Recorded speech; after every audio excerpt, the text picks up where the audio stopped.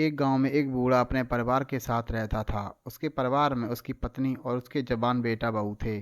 चारों हंसी खुशी से रहते थे। फागुन मास में बहू का भाई बहू से मिलने आया और चैत्र मास में बहन को मायके आने का आमंत्रण दे गया। जब चैत्र मास आया तो ससुर अपनी बहू को पहुंचाने उसके गांव गया।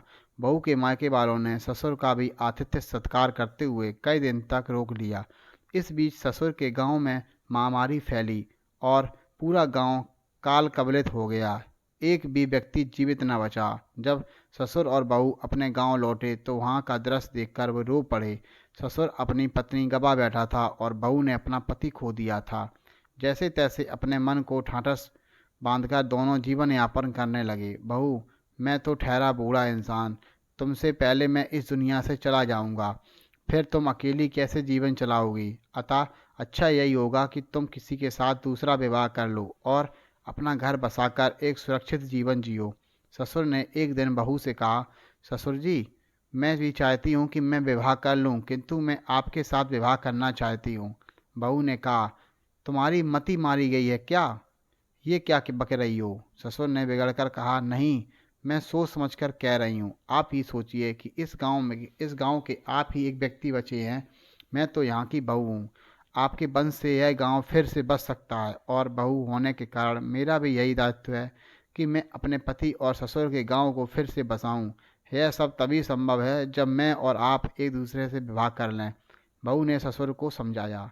तू तो बौरा गई है। मान लो कि मैं तुमसे विवाह कर भी लूं तो लोग क्या कहेंगे? ससुर ने कहा, कहने को अब इस गांव में बचा ही कौन है, और फिर गांव की भलाई के लिए किसी का कुछ कहा भी सुनना पड़े तो मैं सुनने को तैयार हूँ। आपकी भी यही भावना होनी चाहिए।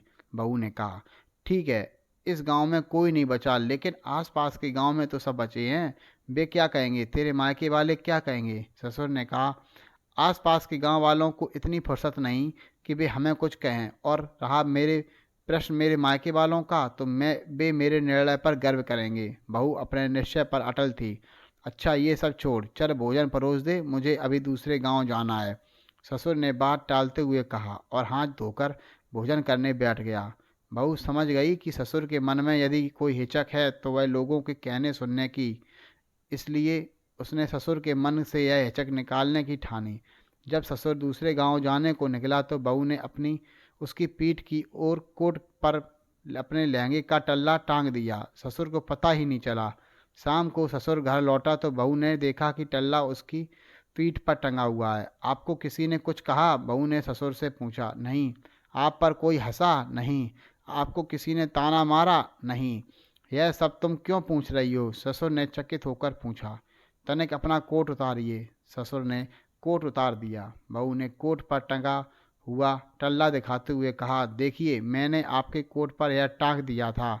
आप दिन भर इसे पहने हुए घूमते रहे, लेकिन आपसे किसी ने कुछ नहीं कहा, क्योंकि उन्हें इससे क्या मतलब कि आप ऐसा कोट पहनकर क्यों घूम रहे हो सकता है कि यह आपके गांव का रिवाज हो, लेकिन तुमने ऐसा क्यों किया? ससुर ने चकित होते हुए पूछा। इसलिए कि आपके मन में यह हिचक निकल जाए कि आसपास के गांव वाले क्या कहेंगे। हमारे यहाँ हर गांव अलग पहाड़ों पर बसा है, सबकी अपनी कठिनाइयाँ हैं। उनसे भयभीत होने अथवा हिचकने की आवश्यकता नहीं है। आप मुझसे विवाह कर लीजिए और इस गांव को फिर से बसाने का पुण्य कर्म कीजिए। बहू ने कहा। बहू के इस समय प्रमाण तर्क के सामने ससुर को झुकना पड़ा।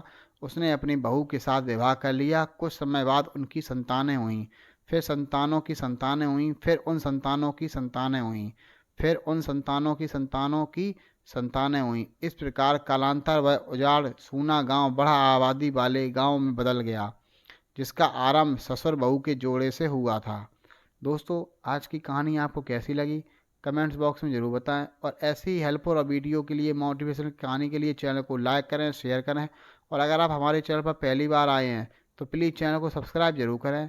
मिलते हैं नई कहानी में। Okay, bye.